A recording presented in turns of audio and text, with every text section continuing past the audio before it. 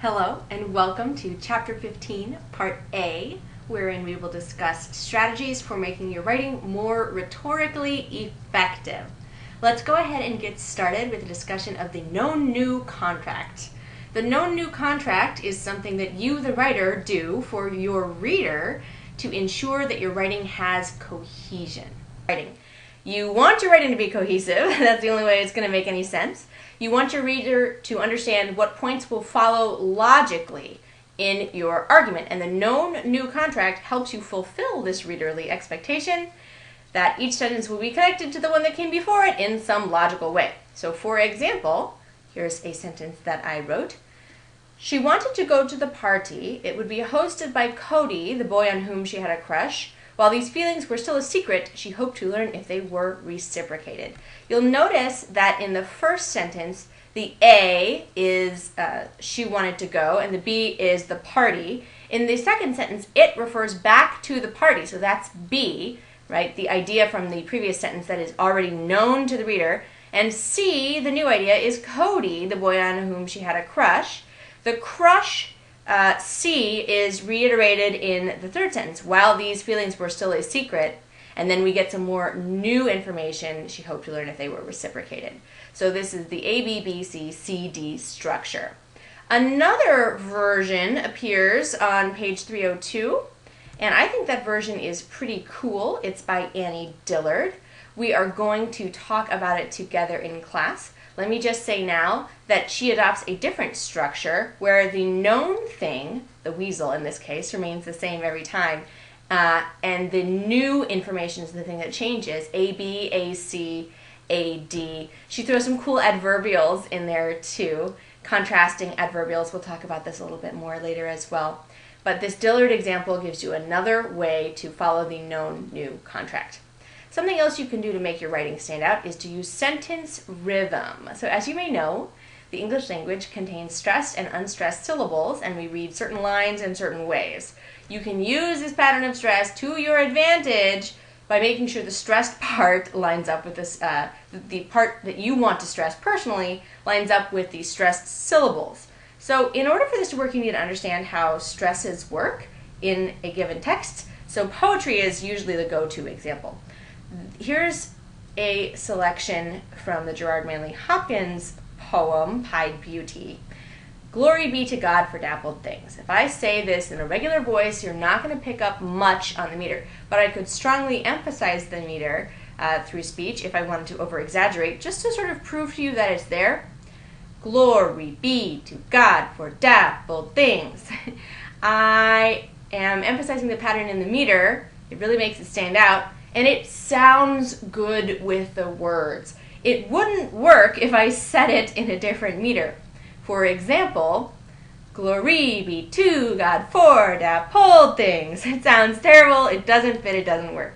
So stresses exist, and you might try matching just that pattern of stress, not the number of feet for you poetry heads out there, but just that stress pattern amongst these three examples. A, shall I compare thee to a summer's day? Thou art more lovely and more temperate. B, tiger, tiger, burning bright in the forest of the night. Or C, half a league, half a league, half a league onward. So if you look at these three examples, you'll notice that only one matches the stress pattern, the trochaic pattern of our Hopkins example, which was the stressed, unstressed, da, da, da, da, da, da. The only one that matches that trochaic pattern is B, the tiger example from William Blake.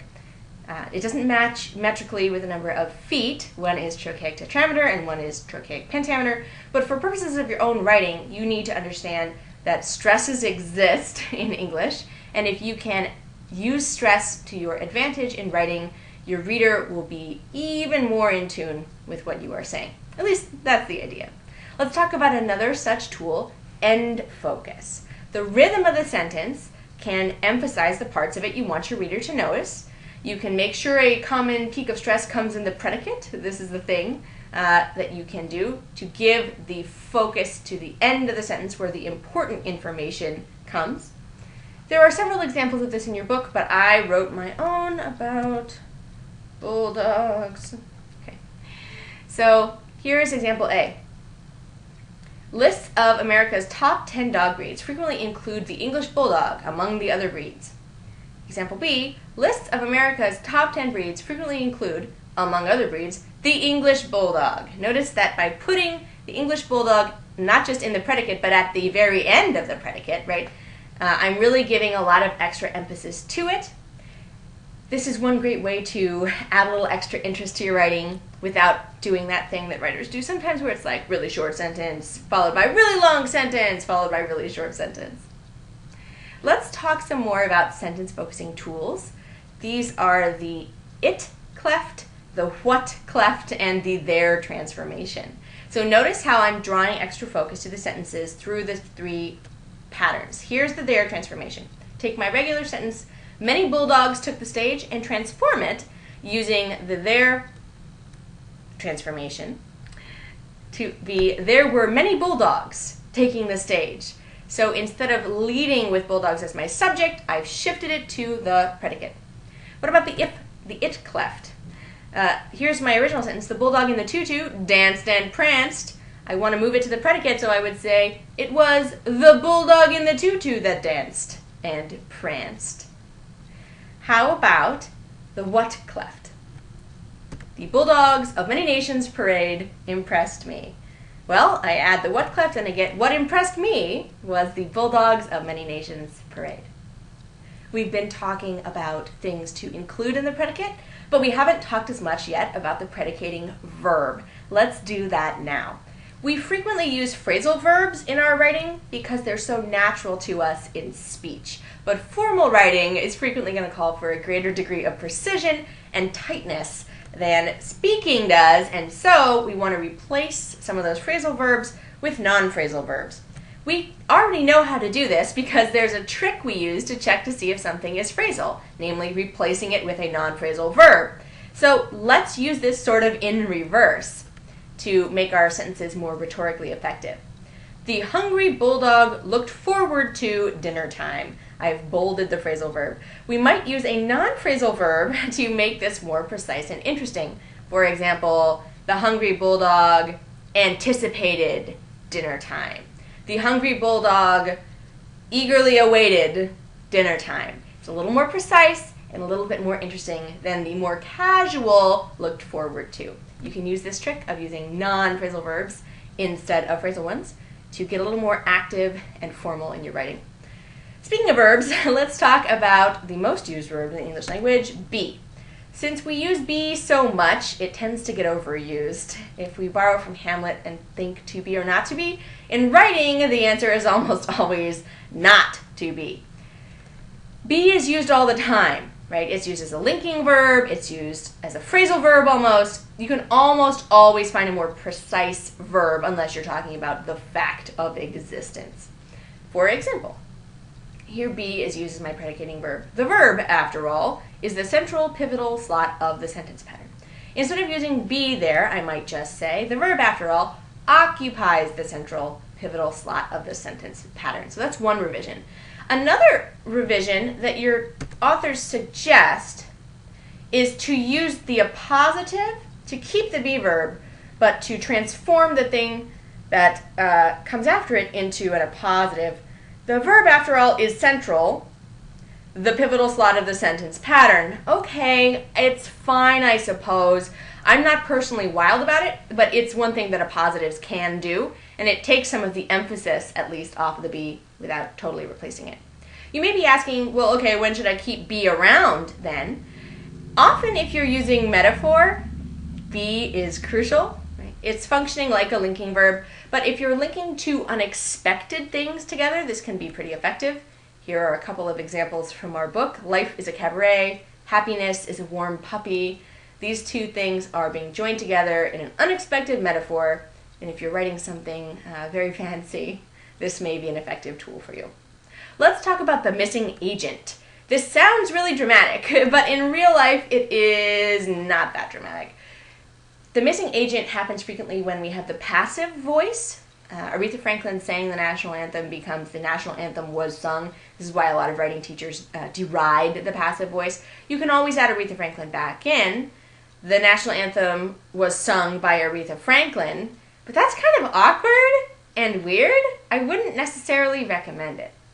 Another thing that can happen to the agent is if you turn a verb into a noun, functional shift, with the derivational suffix. If I said, the students received recognition for their amazing baking talents, we don't know something, right?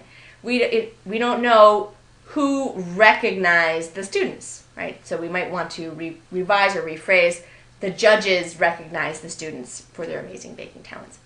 And also when the gerund comes in the subject position, we can lose the agent sometime. Analyzing the situation has yielded no results. So the gerund in the subject slot can make the agent disappear. These examples aren't a problem in and of themselves, as long as the context that surrounds them is largely free of this issue. But if you have too many sentences in a row with the agent missing, it can be a problem. So keep your eyes peeled for this in your own writing. Let's talk about adverbials just a little bit. Adverbials are pretty cool. They can go lots of places. We know this already. Adverbials can be the thing that provides the new information in the known new contract, especially when it's an adverbial of time or place. Adverbials can bounce around to provide cohesion in the sentence, or end focus if the adverbial is the big idea.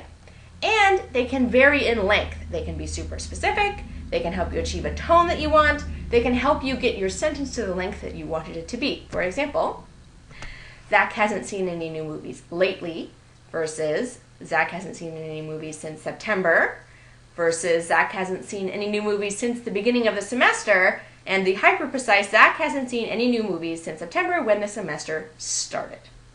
This is one way you can use adverbs to improve the rhetorical qualities of your writing. Another way is to include adverbs of emphasis. Some adverbs are really just designed to add extra emphasis to a specific point in the sentence, and they're usually going to get the stress in the sentence. For example, I could hardly contain my excitement. It's going to be hard to say that sentence without giving the emphasis to hardly. Christina never signs her name without an exclamation point. Some people are always complaining about the weather. Butch rarely misses a chance to snag a treat. Other adverbs of emphasis include seldom, barely, scarcely, afterwards, finally, sometimes already no longer, and still. Cassidy says she can hardly believe that we are almost done with Chapter 15 and our study. Keep up the good work, and we will talk to you soon.